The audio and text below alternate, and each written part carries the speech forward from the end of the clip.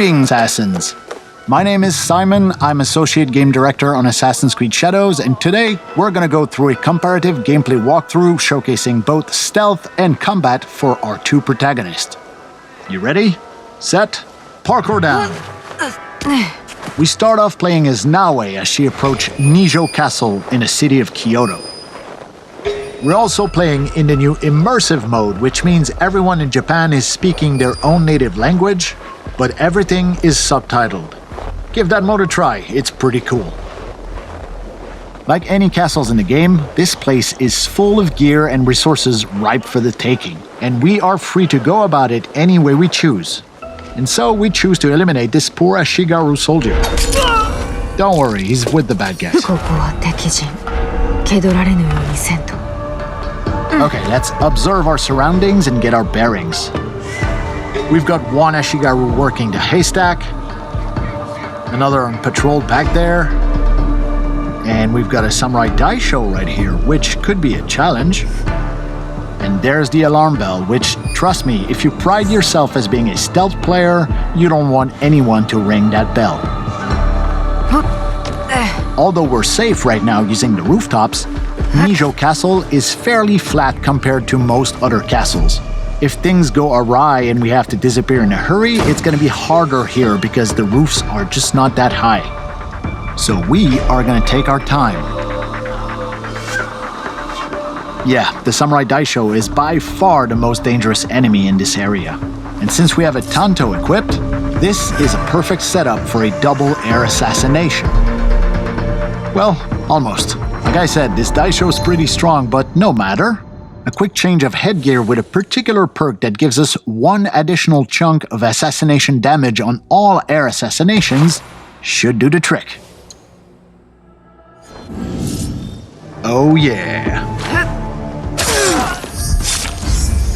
Okay, that's a good start. Let's crouch in the shadows for now and see what happens. Vanishing in the shadows only works whether you're crouched or prone, so keep that in mind.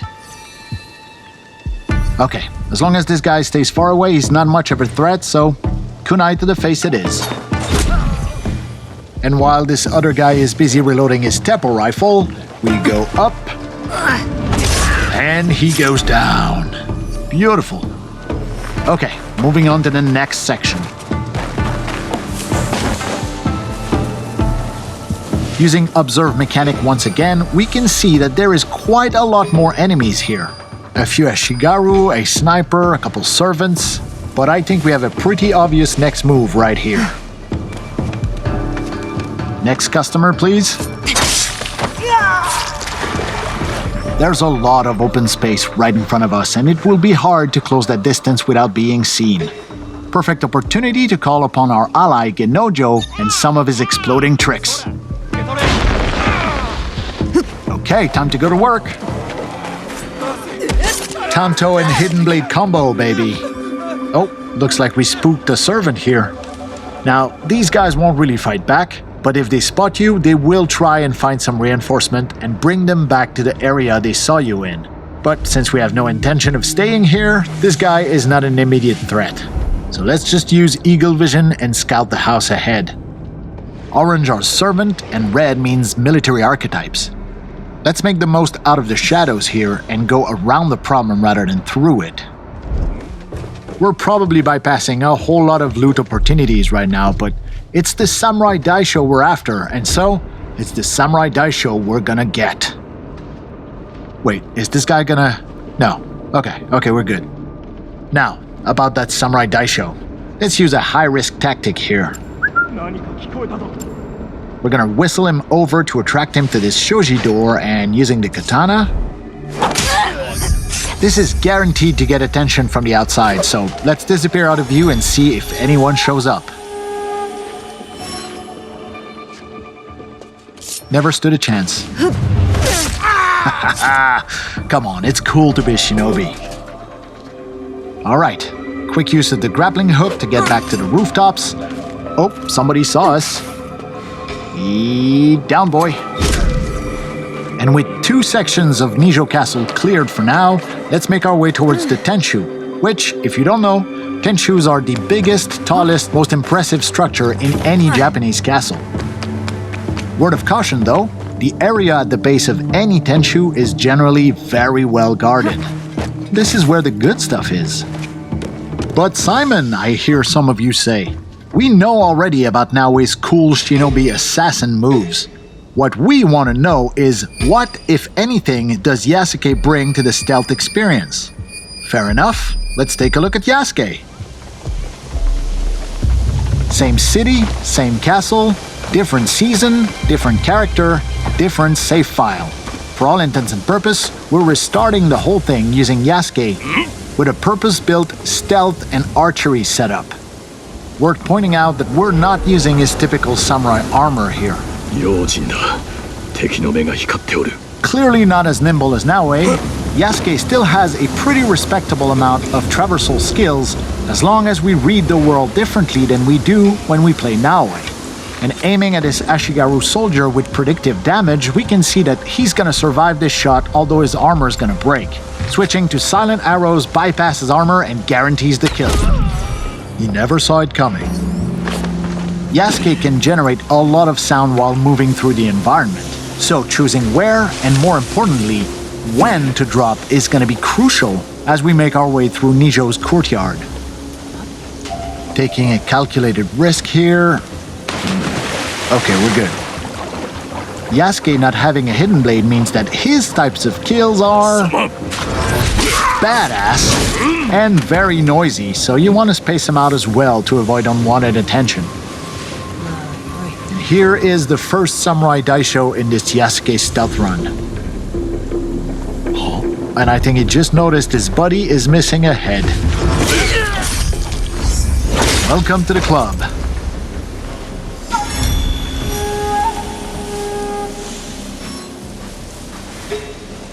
Oh. Silent arrows all day, baby. Oh, and here's a little pro tip. Yasuke's arsenal of weapons mostly relies on the same type of stuff that most samurai would have stockpiled in military setups. So little guard towers like this are always full of arrows and bullets for Yasuke to plunder, making his particular stealth playstyle much more generous than Naoe's more limited and cautious shinobi tool approach. Now Yasuke does have the ability to climb, although his vertical leaps are more limited than Naoe. Similarly, we can reach most high points like this and use the observe mechanic to tag people, get our bearings, and find where our next objectives are. Yes, he's a lot bigger and a little slower than Naoe, but once you get a hang of his controls, Yasuke is a lot of fun. Ooh, let's use pro navigation here and avoid being seen. This allows us to stay hidden while on the move, just like Naoe does. Okay, for the section up ahead, we're gonna call in our second ally, the poison specialist Oniyuri, who has the ability to put multiple enemies to sleep.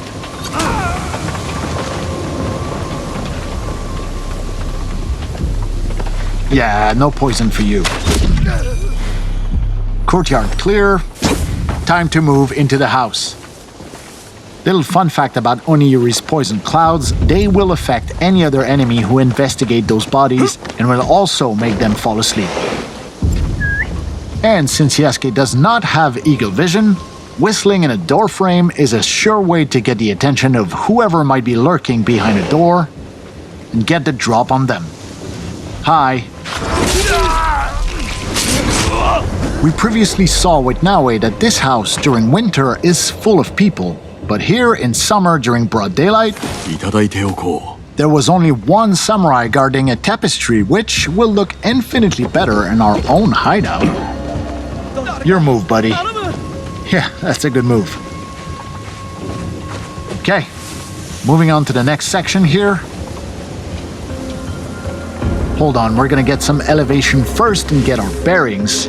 Let's use this crate here. And let's get a feel for the neighborhood. Let's take down the alarm bell just to be safe. Because I can't shake the feeling that stealth with Yasuke might be coming to a close here. Okay, we have their attention now. Now, we're not wearing the most efficient armor for an open fight, so we're gonna switch the Yumibo for the Kanabo. That gives us a much better insurance policy in an open fight like this.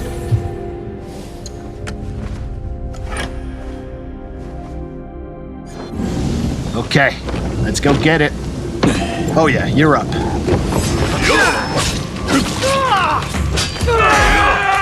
That's one down. Here. That's two. Whoa. Yeah, you should have made that shot. That is three down. And I think it's Kanabo time, baby. This thing hits hard, but it is slow, so we have to be precise here. Give me some space, will ya? Next few hits are gonna be critical here. Oh. Backbreaker ability. Nicely done here. Now, each area in this castle is its own little gameplay pocket. So as long as no one rings the alarm bell, it means that other nearby pockets will not interfere, even when we opt for open combat like this. Time to switch back over to Naoe and see what a more aggressive open combat playstyle looks like with her. First thing first, we gotta switch up our loadout and use perks that are more conducive to that playstyle, such as this headband that allows us to vault over an enemy when we sprint at them in open combat. Let's switch up our outfit as well while we're at it. Yeah, we don't have a good perk reason to equip this right now, but I kinda like this one, so life's about taking risks, man. And we're also going to swap the Tanto Hidden Blade combo in favor of the more versatile Kusarigama. Oh yeah, this one has 60% increased damage over distance. Okay, let's put that to good use. And I think I see our first victim here. Whoa, whoa, whoa, whoa, whoa. Okay, that must be a servant. Gotcha.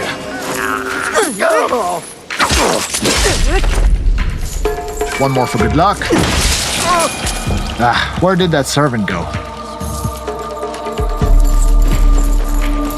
Second target acquired. Trust me on this one, you will want to unlock the Kusarigama Rush Assassination skill. You can quote me on that. Quiet approach here, and down he goes. Observe mechanic. This identifies a secondary target we've been tracking for a while now. Wait, yeah, it was a servant, because we can see them coming back with a bunch of reinforcements. So we're gonna dispatch Yaya to take care of that distraction. She should have no problem dealing with these two grunts. I mean, I think. Yeah, she's got this. Okay, here we go. Pull the trigger too fast on this one. Deflect plus manual vault over, but with this headband perk we got on, we just have to sprint at the enemy, and it auto vaults over. Nice little perk. Whoops, sorry about the barrels. Ow! Hup. Yo, I'm over here. And catch. Okay then, have some of this.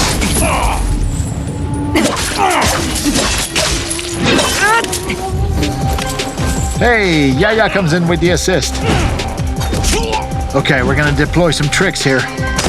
Can't assassinate him in smoke, but he won't see this coming either.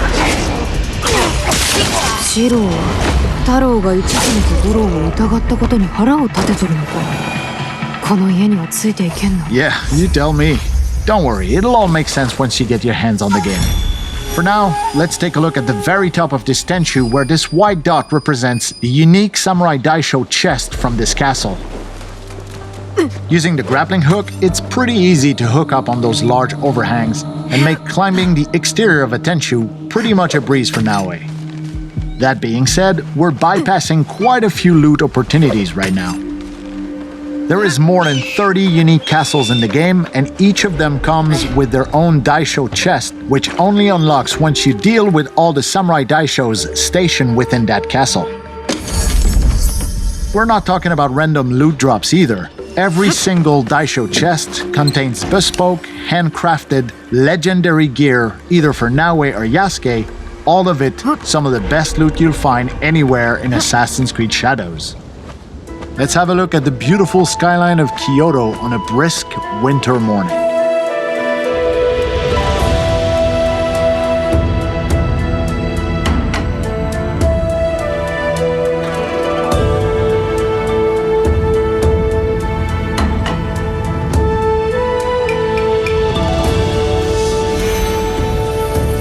Using the observe mechanic on top of a synchronization point like this will reveal nearby points of interest.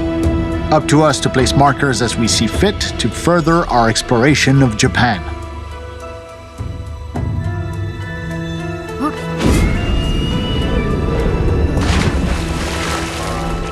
Okay, so we've seen both Naoe and Yasuke's stealthier sides, and we've seen what aggression looks like for Naoe.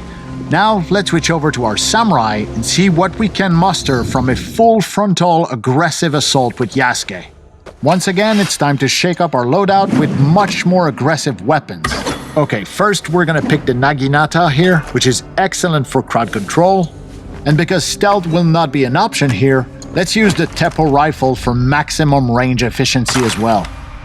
We expect stiff opposition here, so using a full-on armor set with a perk that allows Yasuke to parry unstoppable attacks makes a whole lot of sense.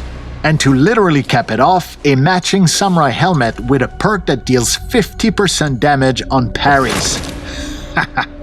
Look, I don't want to jinx it, but I think we got this. Okay, are we ready? Knock knock. Yep, you're done. Oh ho ho ho!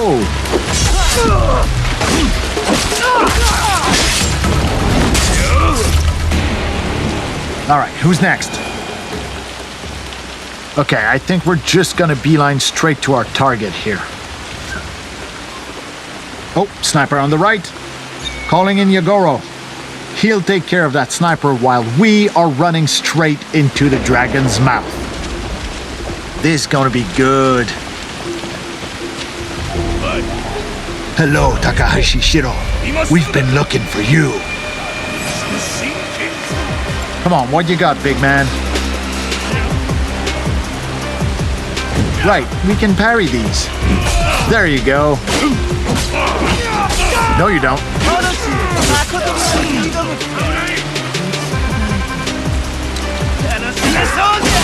He's down. It's you and me, pal.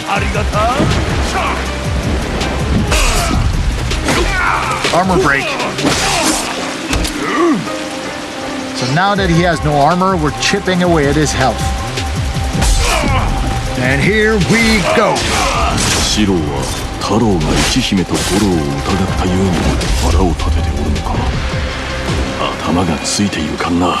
Yeah, I know. People will just have to untangle that mess for themselves. Okay, not bad. Here's to a job well done. 2 Daishos dead and 1 secondary target off the board. Now, we've seen Naoe climb the exterior of a Tenshu with ease and agility, but when it comes to Yasuke, sometimes it can be easier to just take the stairs and climb all the way up. You'll find plenty of loot, the occasional straggler, and most awesome of all, you'll be able to enjoy our fantastic sound design. Just listen to that rain.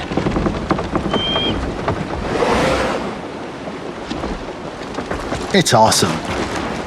Okay, up the ladder and onto the last floor here. There's the same Samurai Daisho chest we previously talked about.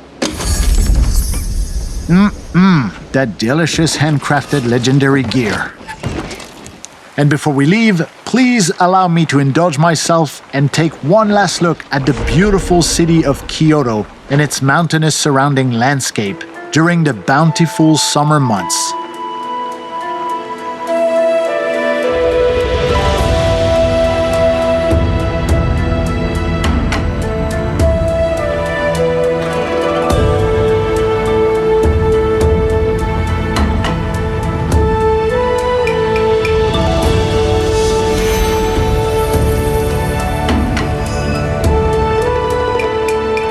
this concludes our comparative gameplay walkthrough for stealth and combat between Yasuke and Naoe. For everyone at Ubisoft, we hope you'll join us on the streets of feudal Japan very soon. Have a good one. See ya!